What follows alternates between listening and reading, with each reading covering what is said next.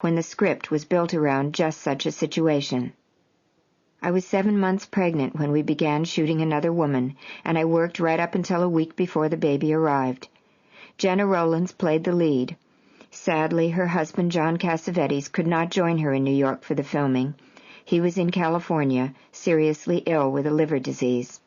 Woody persuaded my old friend Sven Nykvist to shoot the film. He had been Ingmar Bergman's cinematographer on so many of Woody's favorite films. As my body expanded, I felt fat, undesirable, and exhausted. Woody seemed put off by my condition. He never touched my stomach or felt the baby kick or tried to hear its heartbeat. In fact, he scarcely mentioned the baby, so I wasn't surprised when he declined to be my Lamaze coach. Casey took the classes with me. On December 19, 1987, the baby was delivered by cesarean section. To my great surprise, Woody agreed to be in the operating room, with the provision that if it got too disgusting, he wouldn't stay. I wouldn't have blamed him, but I think I hung onto his hand so tight he probably couldn't leave. He was by my side even when the epidural wore off while they were cutting me open. We called our not-so-tiny, 9 pounds 4 ounces baby, Satchel, after Satchel Paige, the ball player. The name was Woody's suggestion. I wasn't sure about it, but it was better than Ingmar, which was his first choice. On the second day of my stay in the hospital, I was given a form, the umpteenth hospital form, which I filled out and gave back. The next morning my doctor came into the room looking slightly embarrassed to say that unfortunately I couldn't legally fill out the box marked father because I wasn't married. If I wanted a father listed on the certificate, I would have to give the form to that person, and he could have his name put on it if he wished. The doctor, a nice man, gave me back the original form, along with a new blank one, and he apologized again. I said, "Oh, I see, I'm sorry, no problem." I didn't know whether Woody would want his name on the form or not. I decided I would pick a moment to give him the form and just tell him it was an option. No big deal, whatever. I hated the form. Later that week I gave it to him. He said he'd have his lawyer deal with it. I had never spent even one night away from Dylan, and I was eager to get back home. Christmas is a very big deal in our family, and there were only a few days left. Because of the fall work schedule, I always began shopping and organizing in August. So the lists were already checked off, the tree was trimmed, the stockings were hung, presents were in giant labeled bags hidden in my closet. Mavis would make her stuffing, and there was nothing left to do till Christmas Eve. During the operation I had lost more blood than was usual. I felt as if I'd spent a week with vampires. The doctors told me I could go home on the morning of the third day, provided I had a hospital nurse around the clock for a week. "What's that for?" Woody asked the nurse with the wheelchair when the day arrived for me to go home. "It's to take her downstairs," she replied. "We don't need it," he said. I was all stooped over and I couldn't straighten up. My stomach hurt so much. Step by step we made it to the car, settled ourselves into the back, and started home. "Please," I begged the driver, "go slow," and I cried all the way up First Avenue. One of my 8 children was entering Yale, and another was about to begin nursery school. I had been picking up pieces of Lego for almost 2 decades. So when I had entered the hospital, it was with reasonable confidence that I'd bounce back from the cesarean in no time. I would pouch the baby and take him everywhere. This baby I would nurse as long as he wanted, like mothers do all over the world. The other kids would accept and adore him, just as they had Dylan, who for months now had been laughing at the thumps from my stomach. "My baby," said Dylan, as she folded the tiny clothes and put them into freshly lined drawers. She could hardly wait to help me dress and bathe the new baby. We talked about how she would curl up beside me while I read to her like always, and her baby would sleep peacefully in her arms, along with her teddy, Flaubert. But the baby screamed day and night. When sleep overtook him for scant minutes at a stretch, he jumped himself awake in full cry. It was colic, said Dr. Stone. He was a high-needs baby. He had an immature nervous system. He was exhausting. "Take him outside for a walk," the doctor finally suggested. "Throw him away," wailed Dylan, fed up with so much howling. I would put on his woolly hat, pop him into the pouch, strap him onto any willing brother or sister, zip a goose-down jacket over the 2, and send them out the door. As the elevator descended and the screams faded, I fell back in bed. Never had I been so tired. At night, I put Dylan's favorite part of Vivaldi's Four Seasons on the stereo, and I lay on her bed with my arms around her and told her how I loved her and that I was eating my spinach so soon I'd be strong as Popeye, and we would ride on the merry-go-round and ice skate in Central Park and visit the elephants at the museum. Then, just when the flowers are opening, we will go to Frog Hollow, and a beautiful giant butterfly will be waiting in the field. We'll climb on its back and fly up into the sky, where we can bounce on pink clouds with baby angels and slide on the pieces of rainbow they keep up there. And our own baby will stop his crying. He'll look around, and when his tears are dry, he will smile. He'll be so happy to see us all, especially Dylan. Dylan and I had planned for this to be our special shared time, but now I could barely stand up, and Woody kept taking her off into other rooms. He rarely came in to see me, and he hardly glanced at the new baby. He never held or touched him, and he didn't seem to like me nursing him. He seemed stern, or was it angry? It made me cry. The doctor told me to eat meat for anemia, so Woody brought me steaks. "Thank you," I said, "and thank you for offering to pay for 5 days of a private nurse. You've done these nice things for me, but you're so cold." This was a mistake, because he shouted, "That's a lie. That's an out-and-out lie." Scared in my bed, I said, "I'm sorry. I just meant I need you to be kinder. I feel you don't love me anymore." But he was on his way out of the room. "Please leave Dylan with me," I called after him. "Every time you come over, you take her away from my room."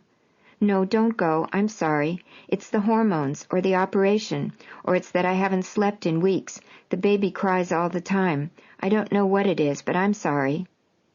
Less than a month after the birth, I was back in the camper with Dylan and Satchel for reshoots, now with a pillow to replicate my pregnant stomach.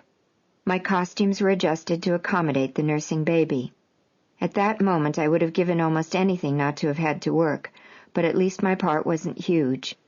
I never saw the movie, or New York Stories, which followed immediately. All I remember about making them is wanting to go home. The baby finally stopped crying, and eventually I was almost as strong as Popeye. In the summer of 1988, the whole family went on another trip. We visited Grieg's birthplace in Norway and the Munch Museum, and we wandered aimlessly around Helsinki. The centerpiece of the trip, our visit to the Soviet Union, lasted less than 24 hours. Woody was so unnerved by the way of things there, the lines for tour buses and terrible food, and the fact that he was just another tourist in Leningrad. So he told Jane to get us out on the next flight. He didn't care where to. 2 weeks later we were in London, headed home. The breast pocket of his rumpled black linen jacket was bulging with stationery from hotels in Norway, Helsinki, Stockholm, Salzburg, Copenhagen, Rome, Venice, Lake Como, and London, on which Woody had written the first draft of Crimes and Misdemeanors. In the fall of 1988, we began Crimes and Misdemeanors, or, as Moses would pronounce it, Crimes and Mr. Meaners, a chilling but brilliant movie about getting away with murder, conscience-free. There were the usual problems with the script, especially the section involving Woody and me.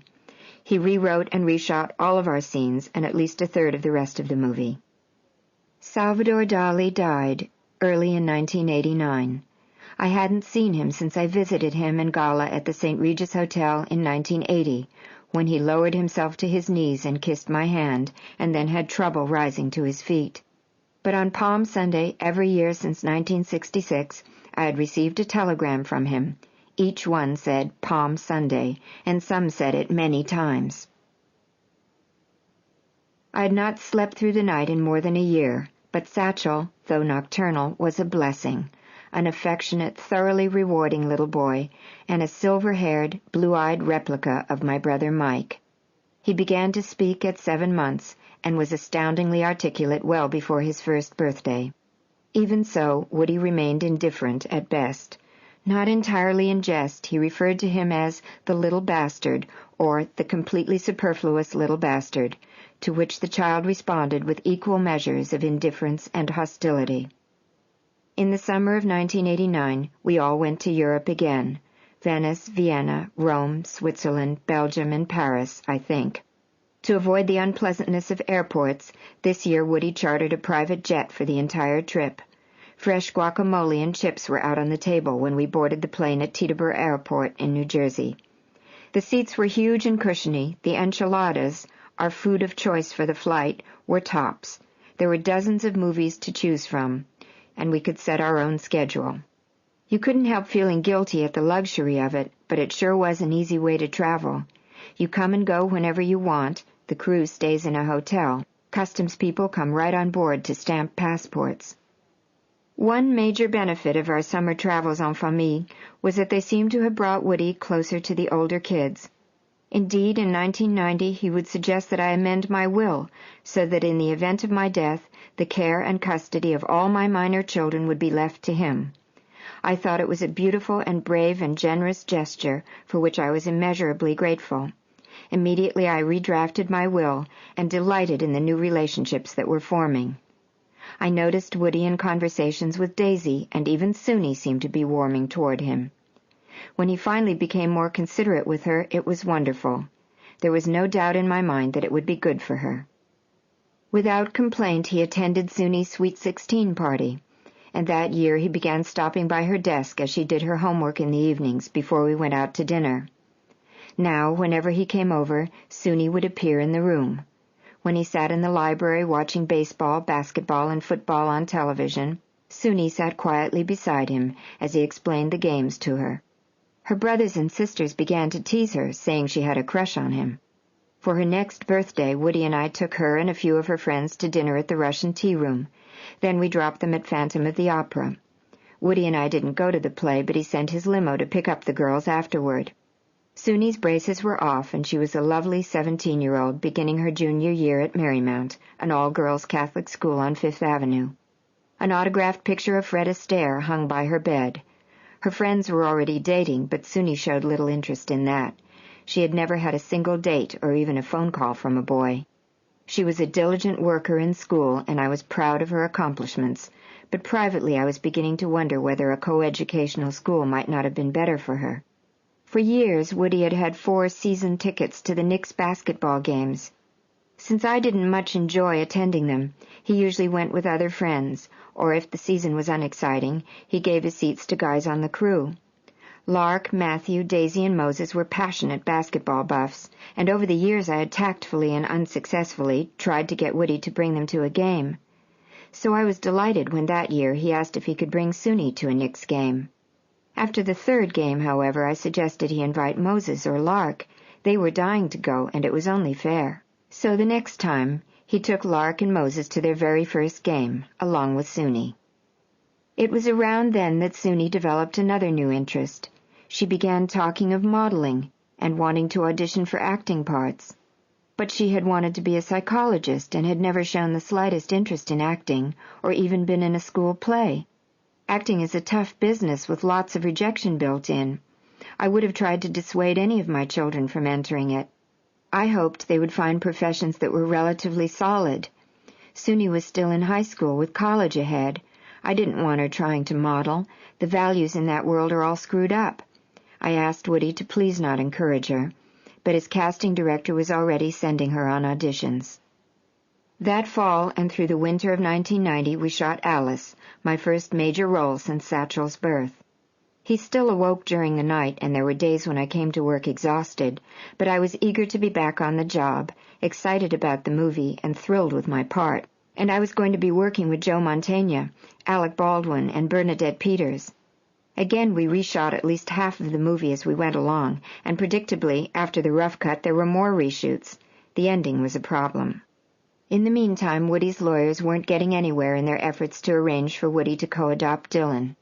From time to time over the years, he would bring a lawyer to the set or my apartment with papers for my signature.